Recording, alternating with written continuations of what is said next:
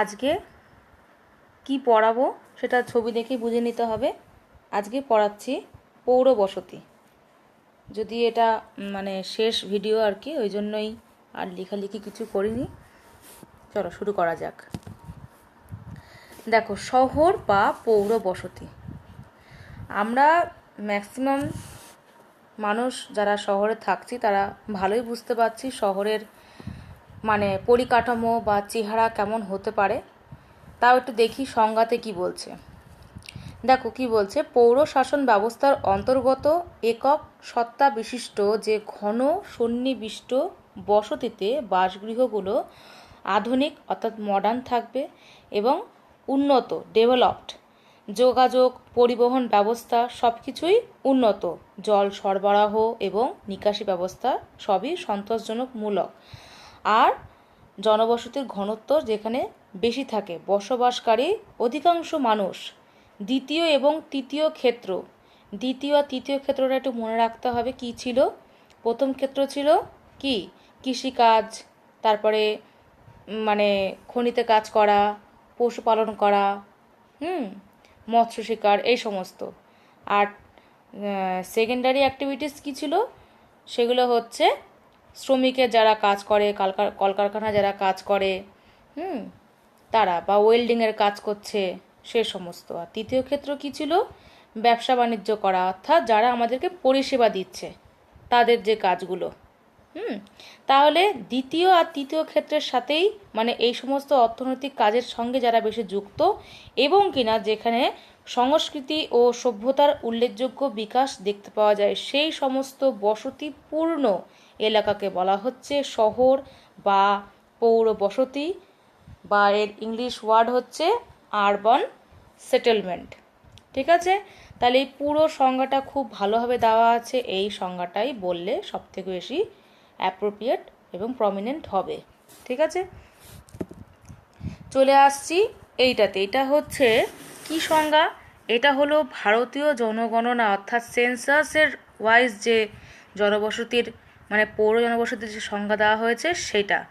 দেখো সেক্ষেত্রে কি বলছে, লোকসংখ্যা কমপক্ষে 5,000 হতে হবে, জনঘনত্ব প্রতি স্কোয়ার কিলোমিটারে হতে হবে 400 জন, আর যে কজন পুরুষ কর্মী রয়েছেন তার মধ্যে ন্যূনতম 75% কৃষিকাজ ছাড়াও অন্যান্য কাজে নিযুক্ত থাকতে হবে। যেহেতু এখানে কোনো মহিলা কর্মীর কথা বলা হয়নি তাই উল্লেখ করবে না, অথচ যদি আমরা পরবর্তীকালে যদি কোনো সংখ্যা তৈরি হয় মডার্ন কনসেপ্টে, তাহলে সেখানে হয়তো মহিলা কর্মীরও নাম উল্লেখ থাকা প্রয়োজন। কেননা দেখা যায় ম্যাক্সিমাম শহরের বাসিন্দাদের মধ্যে মহিলারাও কিন্তু একই হারে কাজ করছে এবং কৃষিকাজ ছাড়া অন্য কাজে নিযুক্ত থাকছে। হলো, এবার এই যে সংজ্ঞাটা দেওয়া হলো এটাকে বলা হচ্ছে সেন্সাস টাউন বা সেন্সাস শহর। ঠিক আছে, এই শর্ট কোশ্চেনটা আসে। আর এর বৈশিষ্ট্য কি, এই সমস্ত শহর আয়তনে ছোট এবং সর্বনিম্ন শ্রেণীর, খুব ছোট আয়তনের শহর হচ্ছে, এখানে খুব বেশি একদম লোকজন রয়েছে তা নয়, লেখাই আছে কমপক্ষে 5,000 জন থাকতে পারে। পৌর কাজকর্ম খুব একটা থাকছে না বলছে, আর সুউচ্চ অট্টালিকার প্রাধান্য এখানে থাকছে না, পাকা রাস্তার সঙ্গে অন্যান্য রাস্তাও এখানে দেখতে পাওয়া যায়। অর্থাৎ গ্রাম থেকে যখন সেটা শহরে ট্রান্সলেট হয়ে যাচ্ছে, একসময় হয়তো গ্রাম ছিল, সেটা যখন শহর হয়ে যাচ্ছে, সেই জায়গাটাকে বলছে এই রকম সেন্সাস টাউন। চলে আসছি নেক্সট, ভারতের জনগণনা আয়োগকৃত আরবান সেটেলমেন্টের ক্লাসিফিকেশন। এখানে শ্রেণীক্রমগুলো দেখো কীভাবে রয়েছে, প্রথম, দ্বিতীয়, তৃতীয়, চতুর্থ, পঞ্চম, ষষ্ঠ, প্রত্যেকটা শ্রেণীর শহর বা নগরের জনসংখ্যাগুলো দেওয়া আছে। আমরা নিচ থেকে পড়া শুরু করে তাহলে সুবিধা হবে, কেননা দেখো নিচেরটা হচ্ছে ষষ্ঠ শ্রেণীর শহর, যেখানে কিনা 5,000 থেকেও কম সংখ্যক লোক থাকে, তাকেও কিন্তু শহর বলা হচ্ছে। তারপরে 5,000 থেকে 9,999, এইভাবে আস্তে আস্তে করে 5 করে বাড়ছে উপরের দিকে। তাহলে প্রথম বা ফার্স্ট ক্লাস শহর যাকে বলা হবে সেটা হবে 1 লক্ষ বা তার বেশি জনসংখ্যাকে। তাই শহর বললেই শহর হয়ে যায় না, শহরে নানা রকম বৈচিত্র্যতা দেখতে পাওয়া যায়। এবার দেখি যে জনসংখ্যার ভিত্তিতে শহরগুলোকে ছোট ও মাঝারি, নগর এবং মহানগর এই সমস্ততে ভাগ করা হয়। কি বলছে 50,000-এর যদি কম হয় সেই সমস্ত যে সমস্ত আরবান সেটেলমেন্ট বা পৌর জনবসতি থাকে তাকে বলা হয় ছোট শহর। 50,000 থেকে যখন হয় 99,999 তখন সেই শহরটাকে বলা হচ্ছে মাঝারি। এবং 1 লাখ থেকে যখন ধরা হবে তখন হচ্ছে সেটা নগর। আর কি বলছে 10 লাখ যখন হয়ে যাবে তখন সেটা হয়ে যাবে মহানগর। তাহলে কত রকম শহর হচ্ছে? ছোট শহর, মাঝারি শহর, নগর, মহানগর। এবারে ছোট শহর আর মাঝারি শহর সংজ্ঞা প্রায় একই থাকবে, শুধু সংখ্যাটা একটু বেশি। নগর থেকে আমরা পড়া শুরু করব, কেননা আমরা কিন্তু টাউন তখন আর বলবো না যে এটা টাউন, এখন সেটা হয়ে যাচ্ছে সিটি। সিটি দেখে কি বলছে, অনেক সময় একাধিক শহর যখন যুক্ত হয়ে যায় তাহলে প্রথমে সৃষ্টি হলো টাউন বা শহর। কথাগুলোর সাথে সাথে অবশ্যই ইংলিশ টার্মগুলো মনে রাখতে হবে, নাহলে কিন্তু পরবর্তীকালে সমস্যা হবে। শহর কি সিটি না শহর টাউন, এরকম গন্ডগোল হয়ে যাবে। তাই কি বলছে দেখো, একাধিক শহর বা একাধিক টাউন যখন যুক্ত হয় সৃষ্টি করে নগর, অথবা শহরের আয়তন যখন বৃদ্ধি পেতে পেতে হয়ে মানে এমন একটা পরিস্থিতিতে দাঁড়ায় তখন তাকে আর বলা যাচ্ছে না শহর, তাকে বলতে হচ্ছে নগর। নগর প্রায় শহরেরই একটা রূপ, কিন্তু এটা বড় রূপ, যেহেতু এখানে আরও বেশি আরও উন্নত যোগাযোগ ব্যবস্থা, জীবিকার সর্বাধিক সুযোগ এখানে বেশি থাকে। জীবিকার সর্বাধিক সুযোগ কিন্তু শহরে থাকবে না, নগরে থাকবে। উন্নত যা কিছু আমাদের ফেসিলিটি পেতে হবে সেগুলোও থাকবে, এবং আস্তে আস্তে এই নগর থেকে হবে কিন্তু মহানগর। ঠিক আছে, তাই বিস্তারের ধরন অনুযায়ী নগরকে আমরা নানা রকমভাবে চিহ্নিত করতে পারি। প্রথমটা হলো মহানগর। মহানগর বা মেট্রোপলিস, বললাম ইংলিশ টার্মগুলো কিন্তু মাথায় রাখতে হবে। একে বলা হচ্ছে মাদার সিটি, একে বলা হয় মাদার সিটি বা মূল নগরী। এইসব মহানগরীর জনসংখ্যা কত বলেছে, পেছন দিক থেকে গুনতে গুনতে আসো, একক দশক শতক হাজার অযুত লক্ষ, অর্থাৎ 10 lakhs এর বেশি। তাহলে মেট্রোপলিস কখন বলা হবে, যখন 10 লক্ষের বেশি থাকবে। উন্নত পরিবহন, বহুবিধ কর্মধারা, এই সমস্ত কারণেই নগরগুলো হয়ে যায়, মানে সিটি হয়ে যায় মেগা সিটি, মেট্রোপলিস বা মাদার সিটি হয়ে যায়। এখানে ব্যবসা বাণিজ্য, চিকিৎসা, শিক্ষা, আমোদ প্রমোদ সব কিছুই সুবিধা থাকবে। এবং এই ধরনের ভারতেও যখন দেখা যায় যে 10 লক্ষের বেশি হয় তখন সেই সমস্ত আরবান সেটেলমেন্ট বা পৌর জনবসতিকে বলা হচ্ছে মহানগর। ভালো কথা, আমাদের দেশে দিল্লি, কলকাতা, মুম্বাই, চেন্নাই এদের জনসংখ্যা কিন্তু 1 কোটিরও বেশি। দেখে মনে হবে ছোট্ট একটা সিটি, বাট এত লোক সংখ্যা বেশি। আর আমাদের ভারতের মোট যে মহানগর আছে সেগুলো হচ্ছে মোট 44টি। ঠিক আছে, অনলি 44। কিন্তু এখানে মহানগর কিন্তু কলকাতাকে বলা হয়েছে, দিল্লিকে বলা হয়েছে, মুম্বাই, চেন্নাইকে বলা হয়েছে, বাট তার জনসংখ্যা কিন্তু 1 কোটিরও বেশি। তাহলে নিশ্চয়ই এদের নাম অন্য কিছু হবে। দেখি আস্তে আস্তে সামনে আসছে। বা সুন্দর ছবিটা রয়েছে, কি কি ছবি বুঝতে পারা যাচ্ছে। প্রথম ছবি যেটা হচ্ছে ভিক্টোরিয়া, অর্থাৎ আমাদের কলকাতার কথা বলা হচ্ছে। তারপরে বা ডান দিকে উপরেরটা হচ্ছে মুম্বাই, আর নিচের এদিকটা হচ্ছে আমরা সবাই জানি দিল্লির যে গেট সেটা, আর এটা নিচেরটা হচ্ছে চেন্নাই, এটা স্টেশন। তাহলে এই 4টে মহানগর, যার এখন জনসংখ্যা কিন্তু 1 কোটি ছাড়িয়ে গেছে, লোক সংখ্যা এত বেড়ে গেছে, এখানে সুযোগ সুবিধাটা বেশি। তাই এইবার চলে আসছি মেগালোপলিস। মেগালোপলিস কি, মানে নগর কিন্তু আস্তে আস্তে নগর আর থাকছে না, দিন দিন বাড়ছে, তাই তার নামগুলো আস্তে আস্তে চেঞ্জ হচ্ছে। মহানগর পুঞ্জ বা মেগালোপলিস কি, মহানগরের বিস্ফোরিত রূপ। কোনো মহানগর যখন এতটা পরিমাণ বর্ধিত হয় যে আশপাশের যত গ্রাম আছে তাকেও খেয়ে ফেলছে, অর্থাৎ ছোট বড় সমস্ত শিল্প শহর, শিল্পাঞ্চল সবগুলোকে গ্রাস করে নেয় এবং নিজে আয়তনে বৃদ্ধি পাচ্ছে। এজন্য শত কোটি বর্গ কিলোমিটার জুড়ে এই মহানগর পুঞ্জ বা মেগালোপলিসটা সৃষ্টি হচ্ছে। তাহলে এখানে কিন্তু জনসংখ্যাটা বড় কথা নয়, এখানে হচ্ছে কতটা এক্সপ্যান্ড করছে, চারদিকে কতটা সে নিচ্ছে সেটার উপর নির্ভর করছে তাকে মেগালোপলিস বলবো কিনা। যেমন জাপানের টোকিও, আমেরিকার নিউ ইয়র্ক সিটি। ঠিক আছে, মানে এটা এতটাই ভাস্ট জায়গা নিয়ে গড়ে উঠছে, তাই মেগালোপলিস।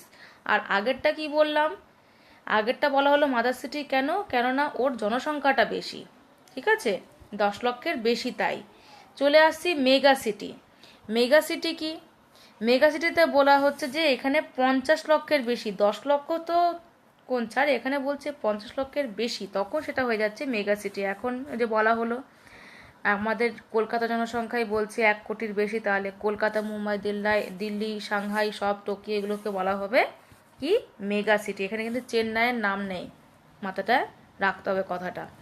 চলে আসবো আরবান অ্যাগ্লোমারেশন বা পৌরপিণ্ড। টার্মগুলো অনেক রকম, টার্মগুলোর সাথে সাথে ইংলিশ মনে রাখতে হবে এবং প্রত্যেকটা সংজ্ঞা লিখে মনে রাখতে হবে। আর অবশ্যই ইমেজগুলো একটু মাথায় রাখতে হবে যে কোন কোন শহরগুলোর কথা বলা হচ্ছে। দেখো, আরবান অ্যাগ্লোমারেশনটা কি?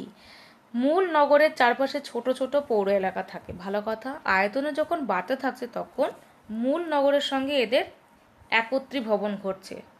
তার মানে একটা মূল নগর রয়েছে, আমি একবার দেখিয়ে দিচ্ছি। একটা মূল নগর হচ্ছে, আমি বলছি কলকাতা রয়েছে, ঠিক আছে, এবং তার আশপাশে হয়তো অনেক ছোট ছোট ছোট ছোট আরবান সেটেলমেন্টের পৌর এলাকা রয়েছে। এমনভাবেই এটা আমাদের কলকাতাটা এমনভাবে বাড়ছে যে মূল নগরের সঙ্গে এরা সব একত্রীভবন হয়ে একটা বড় অংশ সৃষ্টি করছে, তখন সেটা হয়ে যাচ্ছে কি? আরবান অ্যাগ্লোমারেশন, অর্থাৎ পৌরপিণ্ড হিসেবে দাঁড়াচ্ছে। সেই ক্ষেত্রে কি হয়? দুটো বড় বড় নগর একত্রে মিলিত হয়ে যায়, যেমন আমাদের কলকাতার হাওড়া, যদিও মাঝে রয়েছে হুগলি নদী বা গঙ্গা নদী, কিন্তু গঙ্গা নদীর একদিকে রয়েছে হাওড়া স্টেশন, আর একদিকে রয়েছে শিয়ালদা স্টেশন, তাকে ঘিরে চারদিকে বসতি। আর সব সময় ব্রিজের মাধ্যমে, অর্থাৎ হাওড়া ব্রিজের মাধ্যমে উভয় যে বড় বড় দুটো সিটি তাদের মধ্যে যোগাযোগ থাকছে, ফলত সেখানে একটা পৌরপিণ্ডের সৃষ্টি হচ্ছে। তাই দেখো কলকাতা হাওড়া, কলকাতা হাওড়া, সেকেন্দ্রাবাদ, হায়দ্রাবাদ, এইগুলো সব টুইন সিটি বা দ্বৈত নগর হিসাবে নামাঙ্কিত হয়েছে। চলে আসছি কনারভেশন বা পুঞ্জ। কনারভেশনটা কি?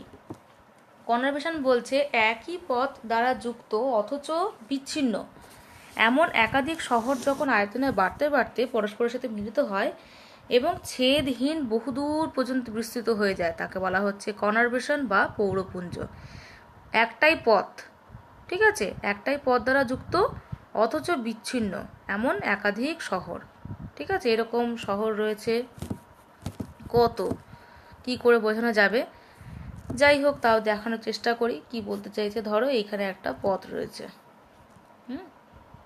একটাই পথ, অথচ এর ভেতর দিয়ে তো অনেক পথ থাকতেই পারে, এরকম তো পথ থাকতেই পারে, কিন্তু এখানেও বসতি বসতি বসতি বসতি বসতি, ওখানে বসতি বসতি, অথচ মানুষ কিন্তু এই পুরো জায়গাটার মধ্যেই ঘোরাফেরা করছে, নিজেদের বসতি স্থাপন করছে, বড় বড় বিল্ডিং, বড় বড় ইমারত, সব কিছু হচ্ছে। এইভাবে একটা গোটা শহর গড়ে উঠছে, ফলে সেটা হয়ে যাচ্ছে কনারভেশন বা পৌরপুঞ্জ। প্যাট্রিক গেডেস 1915 এই শব্দটা প্রথম ব্যবহার করে, এই প্রশ্নটা আসতে পারে। এই চিত্রটা দেখে তো খুব ভালোই বোঝা যাচ্ছে, আমি যে চিত্রটা একটু আগে আঁকলাম, অর্থাৎ পুঞ্জর ছবি। পিণ্ড পুঞ্জ এক হয়ে যাবে, তাই লিখে লিখে অভ্যস্ত হতে হবে। চলে আসছি মামফোর্ড। এই লোকটা বিশেষ লোক, কেননা ইনি আবার নিজের থেকে বয়স ভিত্তিক পৌরবসতির শ্রেণীবিভাগ করেছেন। প্যাট্রিক গেটেস তো করে গেছেনই, তারই তত্ত্বটাকে একটু সংশোধন করে টোরে কেবলমাত্র শহরের সামাজিক এবং সাংস্কৃতিক বৈশিষ্ট্যের উপর নির্ভর করে লুই মামফোর্ড শহরের ধারাবাহিক যে পরিবর্তন হচ্ছে তাকে 6টি পর্বে ভাগ করে বা পর্যায়ে ভাগ করে সেগুলোকে বলেছেন। এবং প্রথম 3টে হচ্ছে গঠনাত্মক পর্যায় বা বিকাশশীল পর্যায়, এবং পরের 3টে পর্যায় যে বিলুপ্তির কোনো পর্যায় সেটা বিশ্লেষণ করেছেন। এখানে একটু মনে রাখবে যে শহর হলেই যে সেটা টিকে যাবে, মানে বরাবরের জন্য, সেটা কিন্তু উনি বিশ্বাস করছেন না। শহর হতে হতে হতে হতে এমন একটা পজিশন হচ্ছে দাঁড়াচ্ছে যে আর সেখানে মানুষ বাঁচতে পারছে না, সেইটা উনি এখানে তুলনা করেছেন। যেমন আমাদের মানুষের জীবন ছোট থেকে বড় হচ্ছে হচ্ছে হচ্ছে, তাই বলে এমন বড় হয়ে যাবো, একটা সময় তো মরতে হবে, সেই রকমই নগরের যে মৃত্যু হবে সেইটাও উনি বলছেন। ওনার তত্ত্বটা একটু পড়ে নিই, পরপর ক্লাসিফিকেশন যেভাবে করেছেন তাহলে এই প্রথম তিনটে কি বলল, যে গঠনাত্মক বা বিকাশ পর্যায়। তাহলে ইওপলিস, পলিস, মেট্রোপলিস। আমার মতে কোনো বাংলা নাম এখানে না মনে রেখে এই যে ইংলিশ কথাগুলো বলছি, ইওপলিস, পলিস, মেট্রোপলিস, এরপরে আরও আছে, তো সেই পলিসগুলোই মনে রেখো ভালো হবে। ইওপলিসে কি হচ্ছে, শহর বা নগর গঠনে একদম শুরু স্টেজ, যেখানে এখানে জনসংখ্যা খুব কম, কৃষিজ, বনজ, খনিজ সম্পদ অর্থাৎ মৎস্য সম্পদ এখানে বলছে, এই সমস্ত যখন আহরণ করার উপরেই মানুষ তার গ্রাম্য জীবনধারার সুস্পষ্ট ধারণা রেখেই ছোট্ট একটা শহর গড়ে তুলছে। মানে শহর মানে টুকটাক কাঁচা পাকা বাড়ি আছে, অথচ মানুষ সব রকমই কাজকর্ম করে, সেই সব। এইখানে অনেক বড় বড় উদাহরণ দিয়েছে, একটু মনে রাখবে। চিল্কা উপহ্রদের তীরে এরকম মৎস্য সংগ্রহের উপরে অনেকদিন ধরে বালুগাঁও মৎস্যগ্রাম গড়ে উঠেছে। আমি তো দেখতে পাচ্ছি আমাদের পশ্চিমবঙ্গের একদম দক্ষিণের সুন্দরবনটাই এরকম হবে, আস্তে আস্তে আস্তে আস্তে কিন্তু ডেভেলপ হচ্ছে। যদিও গ্রাম, কিন্তু ক্যানিংয়ের দিকে গেলে, সাগরদ্বীপের দিকে গেলে ওখানে কিন্তু এখনও সেই গ্রামের চিহ্নটা হালকা থেকে গেল, শহরের কিন্তু একটা ছোঁয়া এসে গেছে। ওরা কিন্তু মৎস্য চাষটাই বেশি করে থাকে। ভালো কথা। চলে আসছি এবারে পলিস। পলিসটা কি বলছে, এটি একটি বাজার কেন্দ্রিক, অর্থাৎ মার্কেট যেখানে সেখানে শহর, এটা কিন্তু দেখা যায়, আমরা চোখেও দেখতে পাই যে বাজার কেন্দ্রিক শহর গড়ে ওঠে। যেখানে দেখবে যে পাইকারি বা খুচরো বাজার বেশি রয়েছে, সেখানেই আশপাশে মানে পরিষেবা প্রদান করতে করতে মানুষ ভাবে যে এখানে তো বসতি গড়ে তোলাটা বা থাকাটা বেশি সুবিধাজনক হচ্ছে, তাহলে এইখানেই মানে বাজারের কাছাকাছি আর কি মানুষ থাকছে। তো সেইভাবে আস্তে আস্তে পলিসটা গড়ে উঠছে। সেই ক্ষেত্রে দেখা যায় লোক সংখ্যা ধীরে ধীরে বাড়ে এবং বিভিন্ন রকম অর্থনৈতিক কাজকর্মের সুযোগ সৃষ্টি হয়, ধর্মীয় কার্যকলাপ এবং প্রতিরক্ষারও প্রয়োজন হয়। চলে আসছি মেট্রোপলিস। এই যে মেট্রোপলিস বা মাদার সিটি, এই কথাটা কিন্তু সেই একই রকম যেটা আমাদের দিল্লি, মুম্বাই, চেন্নাই, কলকাতার ক্ষেত্রে বলা হলো, যেখানে দেখা যাচ্ছে অর্থনৈতিক কাজকর্মে অনেক রকম জটিলতা, অনেক রকম কারখানার শিল্পের বিকাশ ঘটছে। আর দেখো 2001 সালে ছিল নগরের সংখ্যা 42টি, তাহলে তো এখন হয়তো আরও বেশি হয়েছে। ভালো কথা। চলে আসি নেক্সট কি পলিস আছে দেখি। পলিসি নয়, ইটস আ পলিস। আমাদের কলকাতার চিত্র, এটা কি মেট্রোপলিস। চলে আসি মহানগর পুঞ্জ বা মেগালোপলিস। মেগালোপলিসটা কি? মেগালোপলিস হচ্ছে মহানগরের বিস্ফোরিত রূপ, যাকে বলা হচ্ছে মহানগর পুঞ্জ। যে মহানগর বাড়তে বাড়তে পার্শ্ববর্তী গ্রামাঞ্চল যত আছে, শহর যত আছে, সবাইকে গ্রাস করছে এবং মহানগর পুঞ্জে পরিণত হচ্ছে। কিছুটা পৌরপুঞ্জের মতোই লাগছে শুনতে, ঠিক আছে, কিন্তু কারোর সাথে কারোকে গোলাবে না। আর জাপানের টোকিও আর আমেরিকা যুক্তরাষ্ট্রের নিউ ইয়র্ক একই রকম, মানে মাদার সিটি আর এই মানে মেগালোপলিস আর আগেরটা কি যেন পড়েছিলাম আমরা দেখি মেট্রোপলিস, এই দুটো একই রকমই প্রায়, ঠিক আছে, তাই মনে রাখতে সুবিধা হবে। এখানে দেখো উচ্চবিত্ত মধ্যবিত্ত শ্রেণীর লোকেরা বেশি বসবাস করে, তাই নগরের বাইরের দিকে চলে যায় এবং পরিবেশ দূষণের কবলেও পড়ে। এই পর্যায়ে এসে বললাম না আস্তে আস্তে একটু ধ্বংসের দিকে যাবে, মানে খারাপের দিকে যাচ্ছে। এবারে এই নতুন নাম দুটো মনে রাখতে হবে। টাইরানোপলিস, যখন দেশের প্রায় সমস্ত অংশ নগরায়নের কবলে পড়ছে, মানে আরবানাইজড হয়ে যাচ্ছে সব কিছু, চরম অর্থনৈতিক শোষণ ঘটতে থাকবে, মানুষ হতাশাগ্রস্ত হয়ে যাবে, কোনো সবুজ গ্রিনিং কোনো ব্যাপার থাকছে না, তাও মানুষ গ্রামীণ এলাকা চলে যাওয়ার চেষ্টা করবে আর নগরটি আস্তে আস্তে শূন্য হতে শুরু করতে চাইবে, মানে আর থাকতে চাইবে না মানুষ, মানে এতই দূষণ, এতই মানে খারাপ পরিস্থিতি হয়ে দাঁড়াবে। যত বেশি আরবানাইজড হবে শহর এলাকা, তত বুঝবে যে সেখানে মানুষে মানুষে জটিল দ্বন্দ্ব, জটিল সব কিছু হয়ে যাবে। চলে আসছি নেক্রোপলিস। নেকড়ে বাঘের মতো শোনাচ্ছে। এই পর্যায়ে পৌর বসতিটা পুরো মৃত নগরী হয়ে যাবে। যুদ্ধ মহামারীর কবলে পড়ে এইরূপ মানে হয় আর কি, পৌর এবং সাংস্কৃতিক প্রতিষ্ঠানগুলো সব অবক্ষয় হয়, দৈন্যদশা হয়, এই সমস্ত হয়, আগে হয়েছে অতীতকালে। এখনও অবধি সেই ঘটনা ঘটেনি, যাই হোক হয়তো কোনোদিনও হয়তো ঘটতেও পারে, যেভাবে মানুষ দিন দিন পাগল হয়ে যাচ্ছে। চলে আসছি লাস্ট পয়েন্ট, একু-মোনোপলিস। যখন বিশ্বের প্রতিটি বসতি পৌর বসতিতে পরিণত হবে, আর কোনো গ্রামগঞ্জ সবুজ গাছপালা কিছুই থাকবে না, তখন সেটাকে বিশেষজ্ঞরা বলছে একু মনোপলিস হতে পারে একদম শেষ পর্যায়ে। আগামী 50 বছরের মধ্যে সমগ্র বিশ্বই হয়তো একু মনোপলিসে পরিণত হবে। মানুষ শ্বাস গ্রহণ করার জন্য অক্সিজেনটাকে হয়তো কিনতে বাজার যাবে।